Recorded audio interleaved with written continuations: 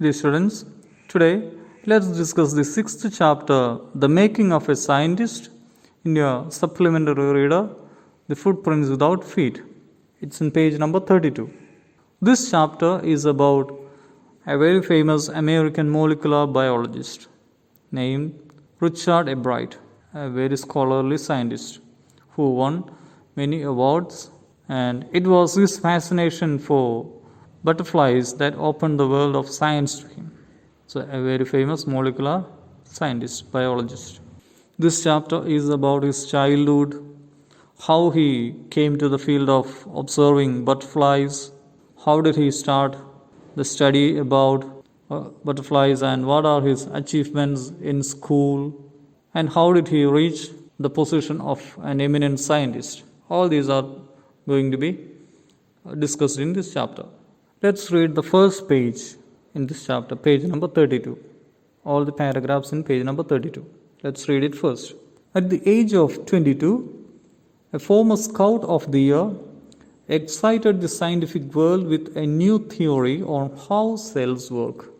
Richard H. A. Bright and his college roommate explained the theory in an article in the Proceedings of the National Academy of Science. It was the first time this important scientific journal had ever published the work of college students. In sports, that would be like making a big league at the age of 15 and hitting a home run your first time at bat. For Richard A. Bright, it was the first in a long string of achievements in science and other fields, and it all started with butterflies. An only child, A. Bright grew up north of Reading, Pennsylvania. There wasn't much I could do there, he said. I certainly couldn't play football or baseball with a team of one, but there was one thing I could do: collect things. So he did. And did he ever? Beginning in kindergarten, A. Bright collected butterflies with the same determination that has marked all his activities. He also collected rocks, fossils, and coins. He became an eager astronomer too, sometimes stargazing all night. Richard A. Bright and his roommate surprised the world at the young age of 22 when they explained the theory on how cells work.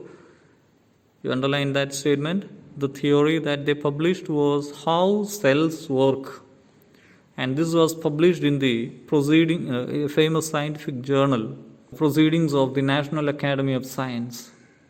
So this famous science magazine had published the work of college students for the first time. So that means a scholarly article.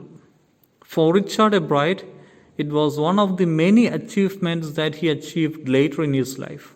He says that all this curiosity started with butterflies. A. Bright grew up in Pennsylvania and was the only child of his parents. He could have not done much there, as there were very less people living there. And he says that he could only do one thing alone, and that was collecting things, as he had no friends to play football or baseball with him. He had begun collecting butterflies, rocks, fossils, and coins from the time when he was in kindergarten. He had no other friends, and these were his hobbies. He also used to keep on staring, observing the stars, and sometimes the whole night, as he was interested in studying astronomy. So a curiosity was there in his mind to know, to learn about things, to observe things from his childhood onwards. It was inherent in him. He had such a trait, a very scientific temper in him. Now let's move to next portion, page number 33. From the first, he had a driving curiosity along with a bright mind. So you should underline these two words. He had a driving curiosity with a bright mind. He also had a mother who encouraged his interest in learning. She took him on trips, bought him telescope, microscopes, cameras, camera mounting materials, and other equipment, and helped him in many other ways. So now an important question: how did a bride's mother support him in his learning? It's an important question. I was his only companion until he started school, his mother said. After that, I would bring home friends for him, but at night, we just did things together. Richie was my whole life after his father died when Richie was in the 3rd grade. He had only his mother to support him because his father died when he was a child in 3rd grade. She and her son spent almost every evening at the dining room table. If he didn't have things to do, I found work for him. Not physical work, but learning things. His mother said he liked it and he wanted to learn. And learn he did. He earned top grades in school. On everyday things, he was just like every other kid. His mother said, by the time he was in 2nd grade, a bride had collected all 25 species of butterflies found around his hometown. You can see in the list given below. So now here, in the previous portion, we saw how did a bride's mother help him, support him in his studies and in making him engaged in learning activities. Hereafter we are going to see a bride's achievement in each grade, each classroom. So now here, 2nd grade. What was his achievement? He collected all 25 species of butterflies found around his hometown. You can see the name of the list of butterflies in the hometown, seen in the hometown. And that probably would have been the end of my butterfly collecting, he said. But then my mother got me a children's book called The Travels of Monarch X. Monarch butterfly, The Travels of Monarch X. That book, which told how monarch butterflies migrate to Central America, opened the wide world of science to the eager young collector. Here, collector means one who collects butterflies. So, a bride was the collector. A bride was collecting butterflies. He collected almost all species of butterflies by the time he was in 2nd grade. And that task was over, but his mother gave him a book at that time. The name of the book is The Travels of Monarch X. And that book told him how monarch butterflies migrated to Central America. And this book inspired him to have further studies on butterflies. Let's move to page number 34. At the end of the book, readers were invited to help study butterfly migrations. They were asked to tag butterflies for research by Dr. Frederick Urquhart of the University of Toronto, Canada. A bride's mother wrote to Dr. Urquhart, and soon a bride was attaching light adhesive tags to the wings of monarchs. Anyone who found a tagged butterfly was asked to send the tag to Dr. Urquhart. So now the book, The Travels of Monarch X, he completed reading the book, and at the end of the book there was an assignment given to the readers by the author, Dr. Frederick Urquhart of the University of Toronto, Canada, and it was to tag the butterflies, monarch butterflies, means stick a substance to identify the butterfly. And then, second paragraph, the butterfly collecting season around reading is the place of Richard, a bride. The butterfly collecting season around reading lasts 6 weeks in late summer. If you are going to chase them one by one, you won't catch very many. So, the next step for a bride was to raise a flock of butterflies. He would catch a female monarch, take her eggs, and raise them in his basement through their life cycle from eggs to caterpillar to pupa to adult butterfly. Then he would tag the butterfly's wings and let them go. For several years, his basement was home to thousands of monarchs in different stages of development. So he started going and collecting butterflies, tagging the butterflies was not an easy job. So a bride started to breed butterflies at his own home. His own basement, the basement of his house, was a home for butterfly breeding. He continued this practice of raising butterflies at his basement for many years.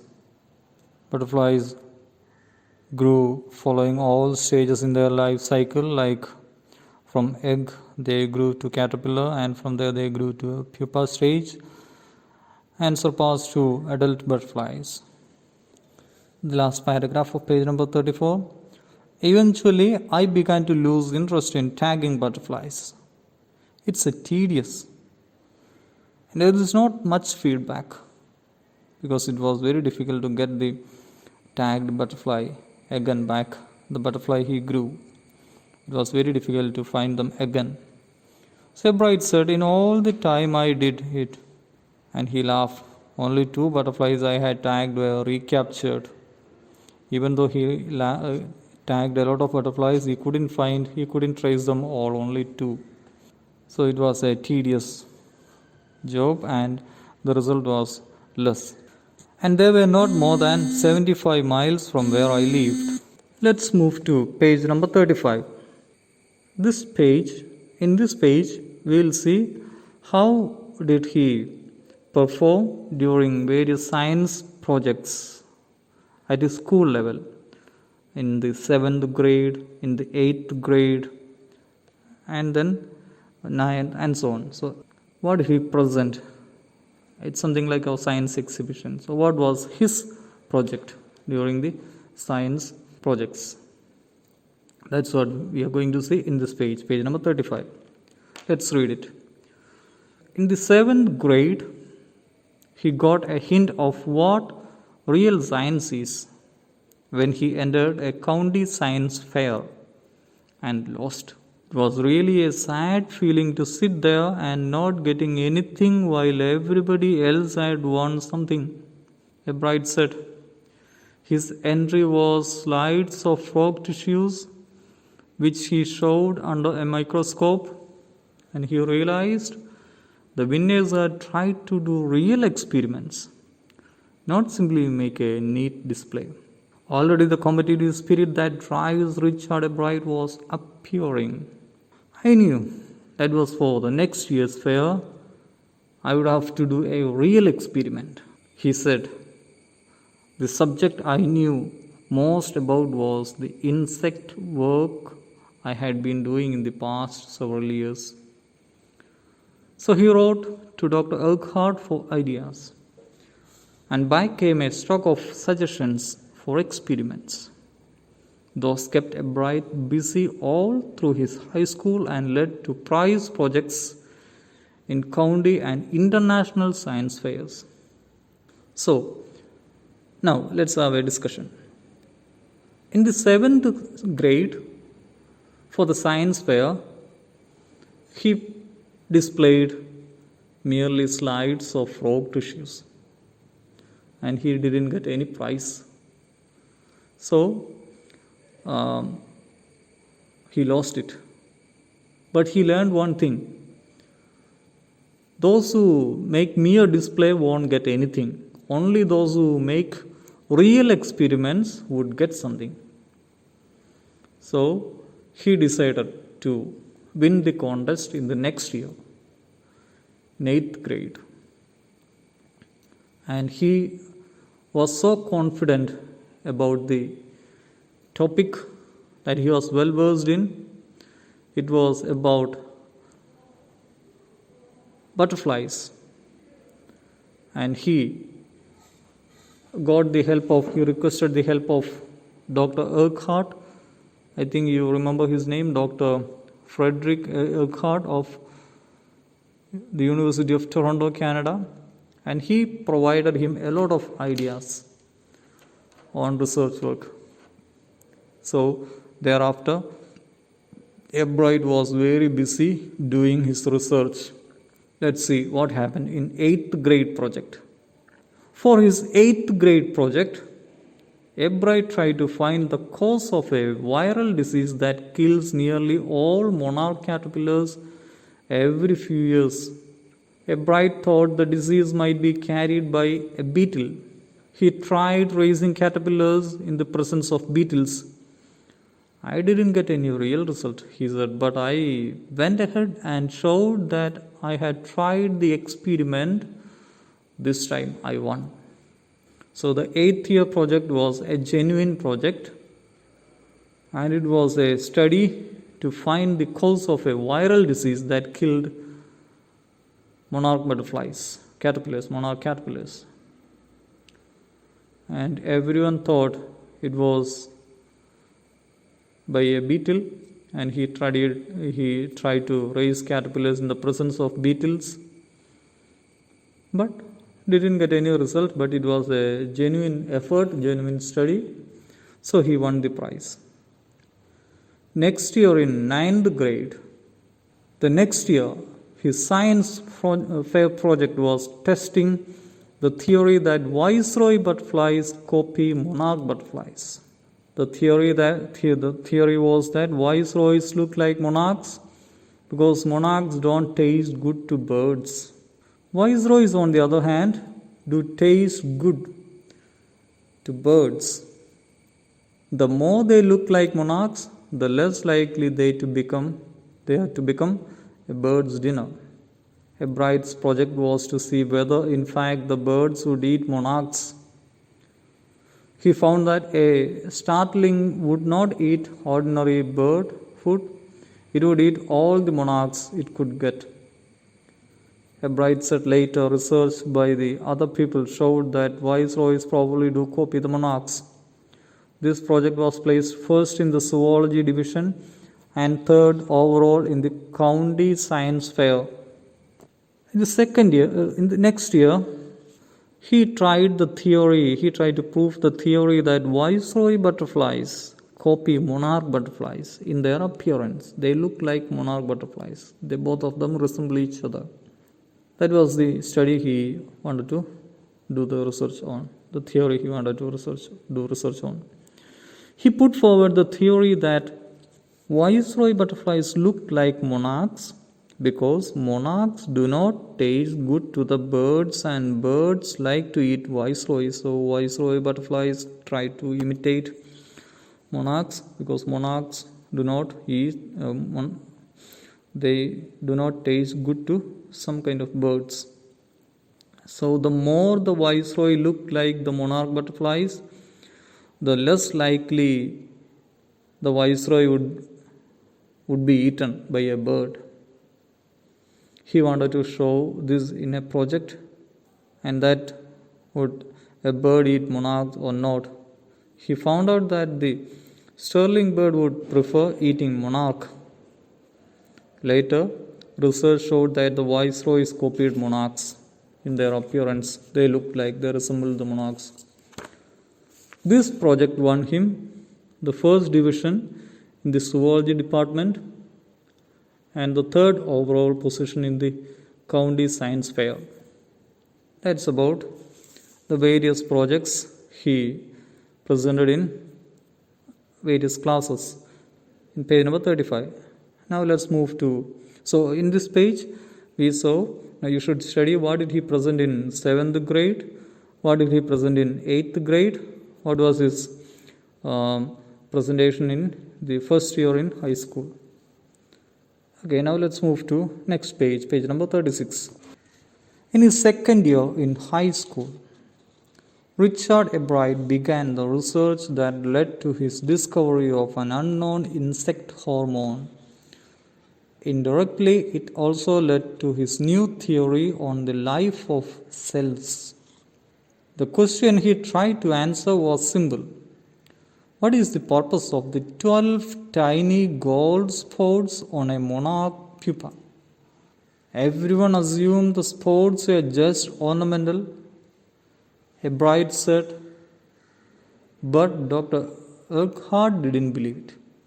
To find the answer, Ebright and another excellent science student first had to build a device that showed that the spots were producing a hormone necessary for the butterfly's full development.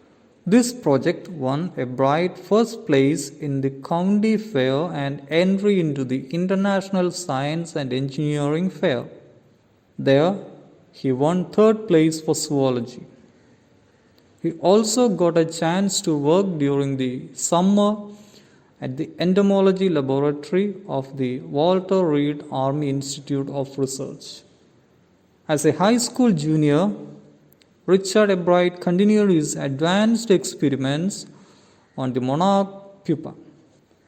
That year, his project won first place at the International Science Fair and gave him another chance to work in the Army laboratory during the summer. In his senior year, he went a step further. He grew cells from a monarch's wings in a culture and showed that the cells would divide and develop into normal butterfly wing scales only if they were fed the hormone from the gold spots. That project won first place for zoology at the International Fair. He spent the summer after graduation doing further work at the Army laboratory and at the laboratory of the US Department of Agriculture. The following summer, after his freshman year at Harvard University, Ebright went back to the laboratory of the Department of Agriculture and did more work on the hormone from the gold spots. Using the laboratory's sophisticated instruments, he was able to identify the hormone's chemical structure. A year and a half later, during his junior year, Ebright got the idea for his new theory about cell life. It came while he was looking at X-ray photos of the chemical structure of a hormone. When he saw those photos, Ebright didn't shout "Eureka" or even "I have got it." But he believed that, along with his findings about insect hormones, the photos gave him the answer to one of biology's puzzles: how the cell can read the blueprint of its DNA. Underlined statement: how the cell can read the blueprint of its DNA. DNA is the substance in the nucleus of a cell that controls heredity. It determines the form and function of the cell. Thus, DNA is the blueprint of life. But Dr. Urquhart didn't believe it. So, in order to find the answer to this question, what is the purpose of the 12 tiny gold spots on the pupa of monarch butterfly? He started a research along with a friend, and they proved that these 12 gold spots are hormones, a hormone necessary for the full development of a butterfly from a pupa. With this, Ebright won the first prize at the County Science Fair and the entry into the International Science and Engineering Fair, and his project won third prize for zoology in that fair too. He also got a chance to work at the entomology laboratory of the Walter Reed Army Institute of Research, a prestigious lab in the US, and he continued his work with the monarch's pupa as a high school junior, and that led him to win the first prize at the International Science Fair. After winning this third prize, he also got a chance to work at the Army laboratory during summers. Then, during the senior year, he tried another experiment in which he grew cells from a monarch's wings in a culture and showed that cells would divide and develop into a normal butterfly wing scales if they are treated with the hormone from the 12 gold spots. This research of his won the first prize at the international fair, and he spent his summer after graduation doing more research on the subject at the Army Laboratory and the laboratory of the US Department of Agriculture. Then he worked some more on the hormone released from the gold spots during the following summers at the laboratory of the Agriculture Department. He identified the chemical structure of the hormone using the lab's special equipment. After 1.5 years, Albright got the idea for his new theory, which was about cell life of cell. You study in biology, cell, DNA, the structure of cell. The idea came to him when he was looking at the X-ray photo of the chemical structure of the hormone. He did not get excited about his discovery as soon as he found it, but came to a realization that his years of study on the insect hormone had solved one of the puzzles of biology. It had solved the mystery of how cells read the blueprint of its DNA. So it was a very important discovery. He could read the blueprint of DNA.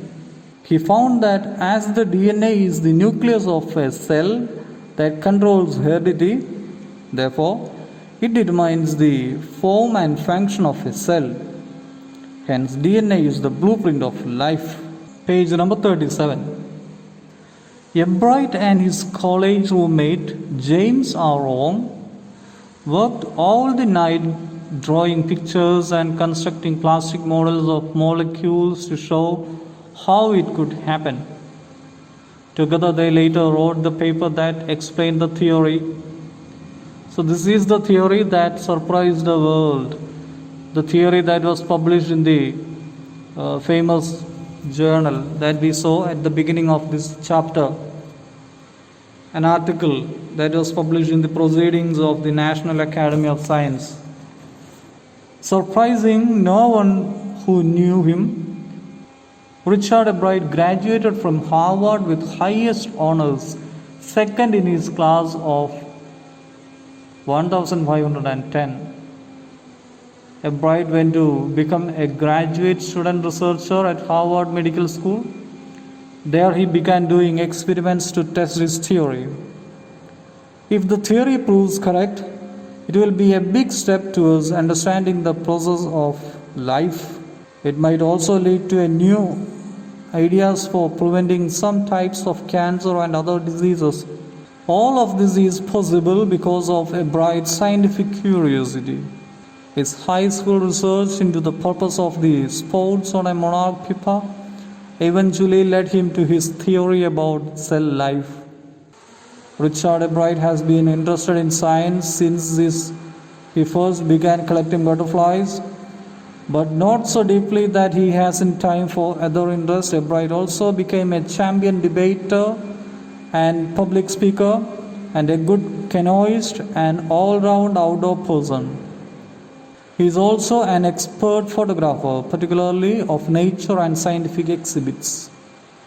Now, in high school, Richard Albright was a straight A student because learning was easy.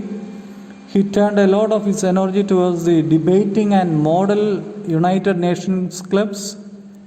He also found someone to admire, Richard A. Weir, his social studies teacher and advisor to both clubs.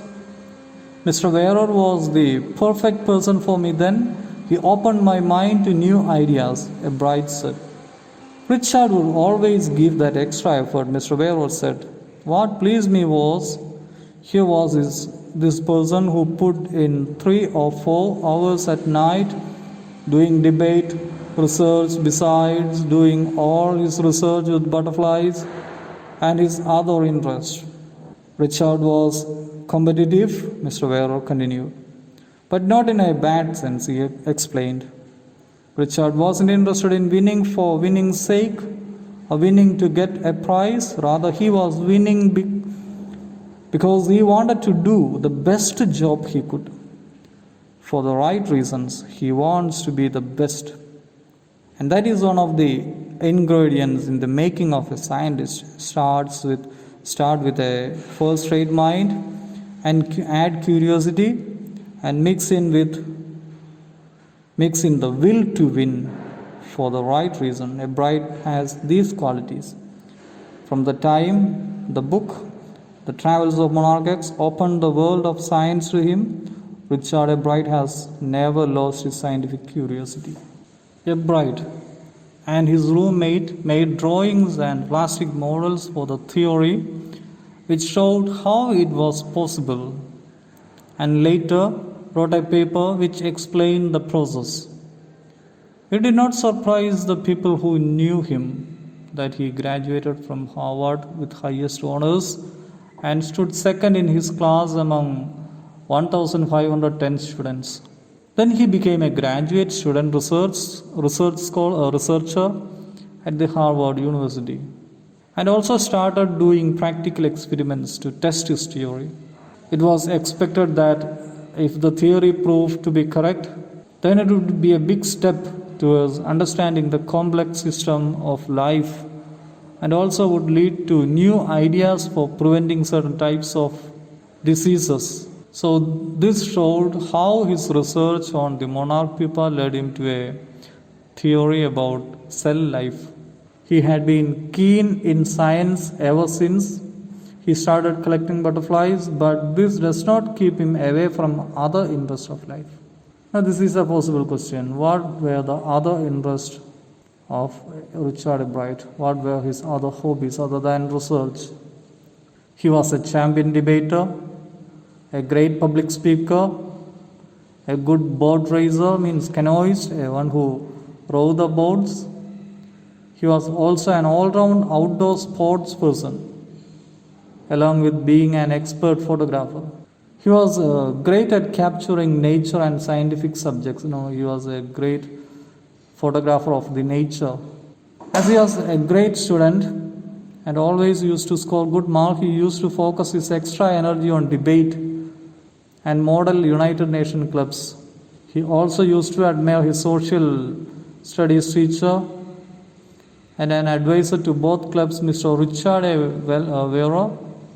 A. Bright thought that his teacher was the right person as he was the one who used to open his mind to new ideas. His teacher was impressed with the fact that how A. Bright would give an extra 3-4 hours of effort at night for the debate research, apart from the time he used to give to his butterfly research and his other interests. He added that he was competitive but not in a bad sense, because he did not win to get prizes or for the sake of winning, but because he wanted to be the best at whatever he did. This is what makes a good scientist.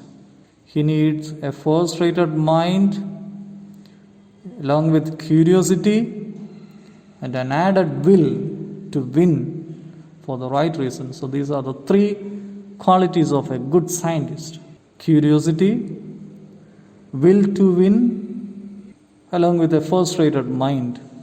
So, since the time Richard's mother got him the book about migration of the monarchs, his curiosity towards science had just grown.